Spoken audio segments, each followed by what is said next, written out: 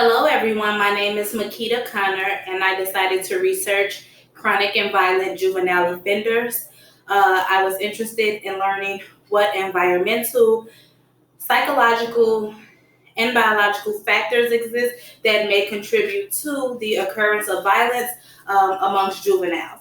So, I believe this topic is important because research showed that 50 to 75% of juveniles that enter the system meet criteria for mental health disorders, and this population also has higher onset of mental health issues compared to the general population.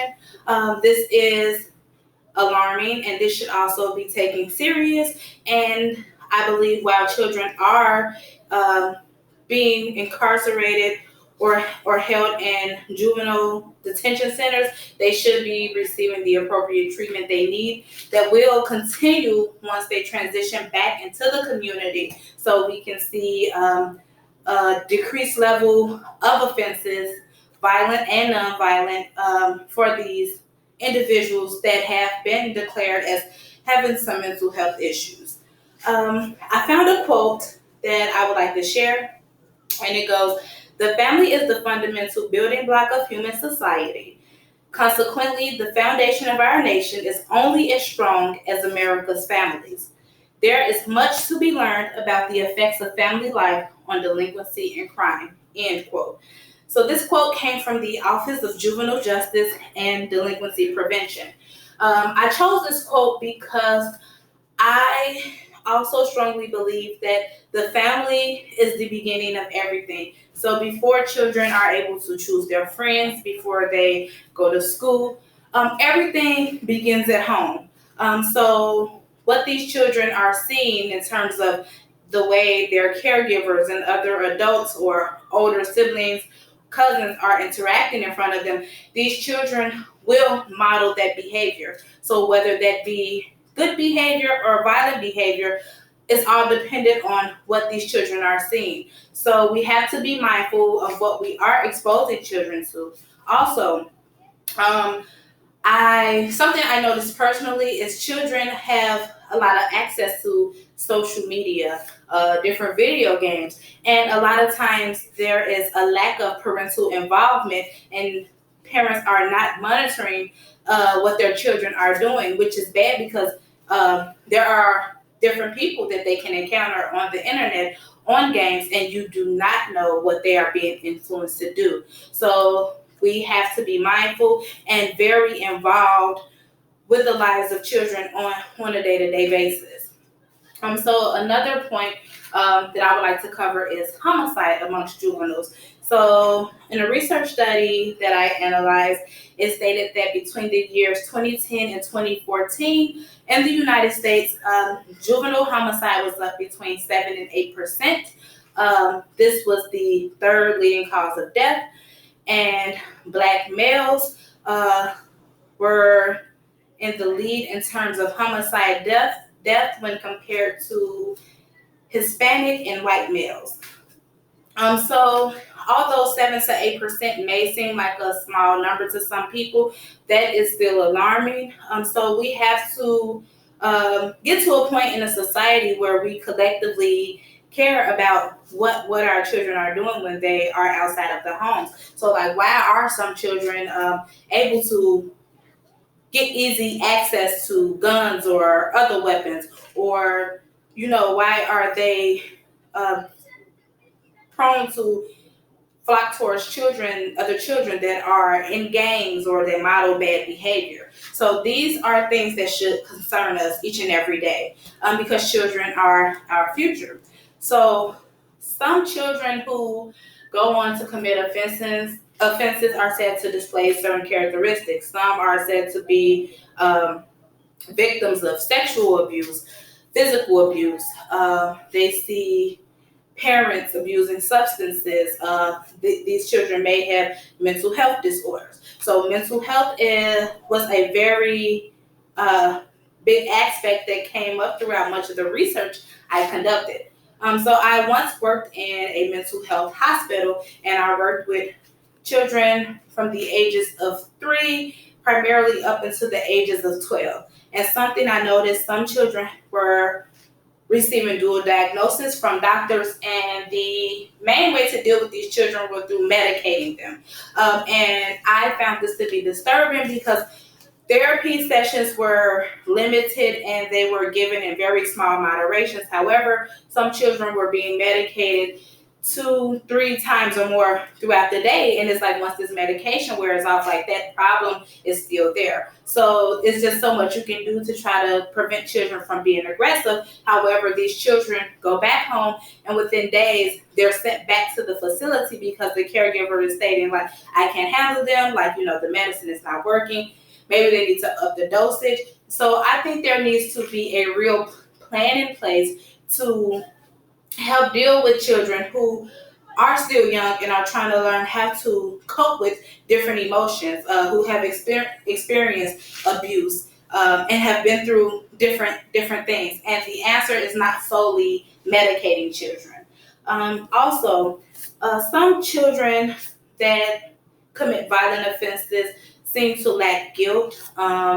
There's an absence of empathy, and there's also like constricted emotionality. So it's just like blank. It's just no in between. It's just black and white. They do not know how to deal with or process their emotions. Also, I looked into juvenile sex crimes. So juvenile sex offenders were also compared to juvenile offenders that had not committed sex crimes. And in the research I found, it stated that juveniles who were labeled as rapists were more likely to commit crimes again compared to juveniles who were labeled child molesters. And it was stated that juvenile rapists resembled non-juvenile sex offenders in terms of their violent behaviors. So they were more likely to commit another crime, juvenile rapists, that were not sex crimes. So in terms of the analysis and methods used, most of the research I found analyzed data from court records, juvenile arrest data, and most of this research determined that the implications was that there's more research needs to be done in the future to determine why some children commit crime while others don't. Why do some children desist from crime while others go on to be career criminals? And we have to keep in mind that we have to take into account a lot of different factors. So children enter a life of crime for different reasons.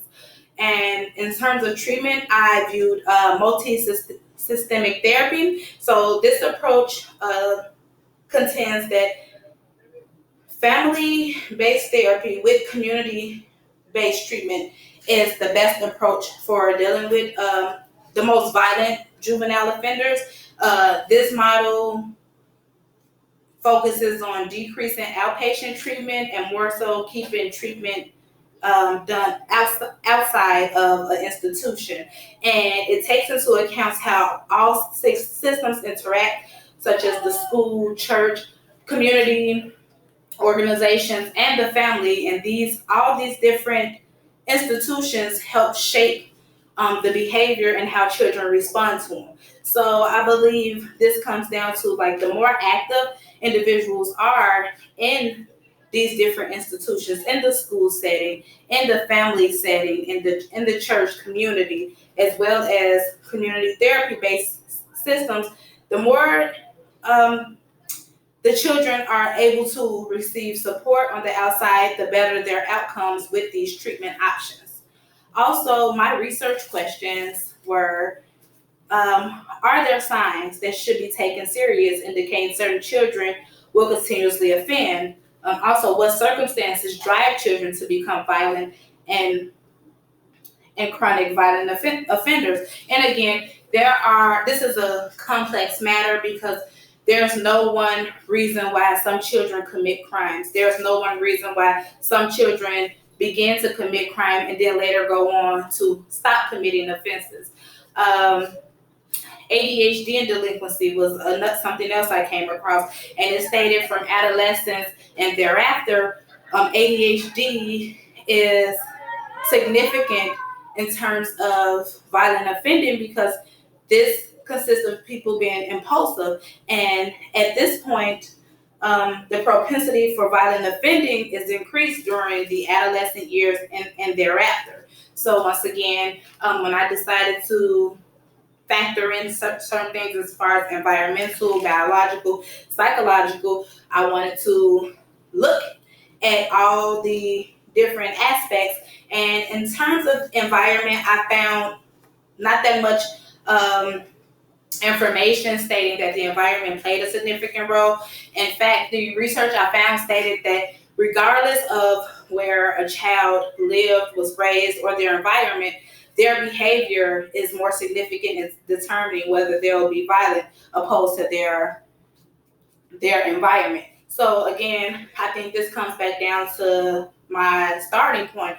The family, the family environment, what children are seeing, and caregivers should like really pay attention to children's behavior as small children. And if you notice like your child like maybe standoffish, like empathy, are like maybe like hitting other children, certain things that you know, like okay, like some people tend to ignore signs and think, oh, this is just a child being a child. However, I believe before children are even school age, parents should do, or caregivers should do whatever in their the best interest of the child, to see like why, even if it's goes like talk to someone, why your child may be more aggressive than another child that age, to see what can be done early on to try to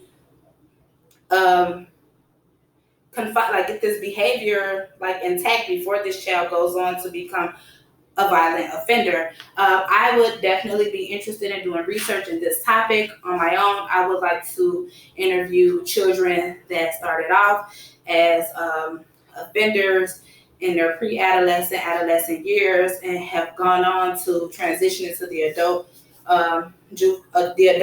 correction system. I would like to interview children who have spent time in a mental health hospital. Also, those children who have like long history of being suspended from school, so I can see like what common things exist and what differences there are, and why some children offend, why some children don't offend, why some children stop, why some go on to offend, because like children, like the brain is constantly developing. Therefore, I do believe that for some, when it comes to like the psychological aspect of it, there may be some things that some